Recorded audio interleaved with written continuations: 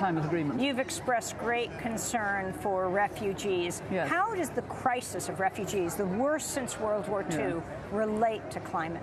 It relates very much. We have a big crisis of refugees. We also have a crisis of migrants who don't qualify under the Refugee Convention, and many of them are now, in part at least, driven by the impacts of climate change, driven by very severe drought. Some of it is internal, but a lot of it is now across borders as well. There are 75 million people who live on coastlines around the world, a metre or less above sea level. Miami is part of that, and other cities in the United States. We're in danger of getting to that metre all too quickly, and then 75 million people might have to move. I wanted to share a clip of Donald Trump on the campaign trail, who repeatedly said he would end all immigration to the U.S. by Syrian refugees and others from what he called terror-prone nations. This is Trump speaking last month. We're not going to take the risk when it comes to the safety of the American people, no longer. So let me state this as clearly as I can.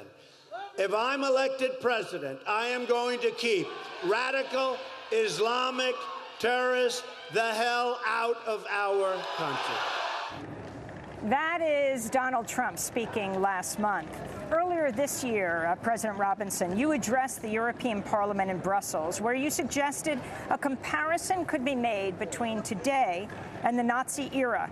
European people knew then, you said, what was happening to the refugees and still did little or nothing to save them. You said, quote, "I am not afraid of the refugees. I am afraid of the state of my conscience in 25 years' time if Europe fails to act now." I do feel very strongly about it, and so do the elders that I belong to, that were brought together by Nelson Mandela, 10 years ago. We have our 10th anniversary coming up. And we were in New York with the International Rescue Committee, listening to the very good policies they have on admitting refugees, including Syrian refugees. And the point is, there is an extremely careful vetting that goes on. So it's wrong to suggest that anybody could come in who would be potentially going to cause a problem. In fact, the problems, as I understand it, have been caused by those born in the United States or living in the United States for a very long time.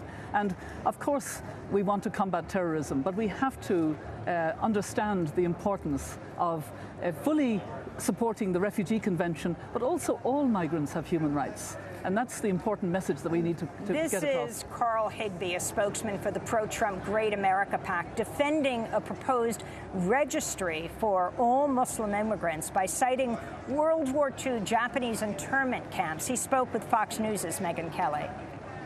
We did it during World War II with Japanese, which, call it what you will, maybe wrong. You're not proposing we go back to the days of internment camps, I hope. No, I'm not proposing that at all, Megyn. But what I am saying is that you know better than to suggest that. I mean, that's the kind of stuff that gets people scared, Carl. Right. But I'm just saying there is precedent for it, and I'm not saying I agree with it, but in this case, I absolutely believe that a regional base... You can't be citing Japanese internment camps as precedent for anything the president-elect is going to do. Look, the president needs to protect America first, and if that means having people that are not protected under our Constitution have some sort of registry so we can understand, until we can identify the true threat and where it's coming from, I support it.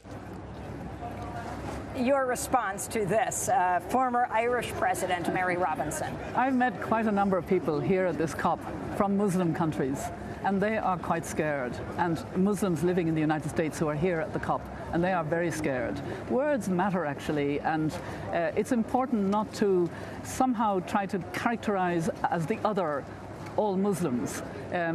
It's such a contradiction from the reality as we know it in the world, and the importance of actually having more inclusive societies. We have two agendas of last year: the agenda of the Sustainable Development Goals, to leave no one behind, reach the furthest behind first, and the Paris agenda, to have action that is inclusive, that is gender sensitive, that is human rights.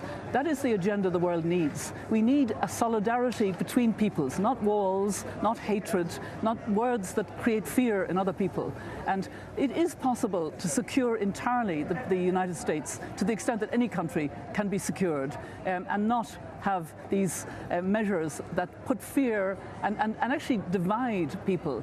We need to bring people together, and that's what the Paris Agreement is all about, in working towards a sustainable world.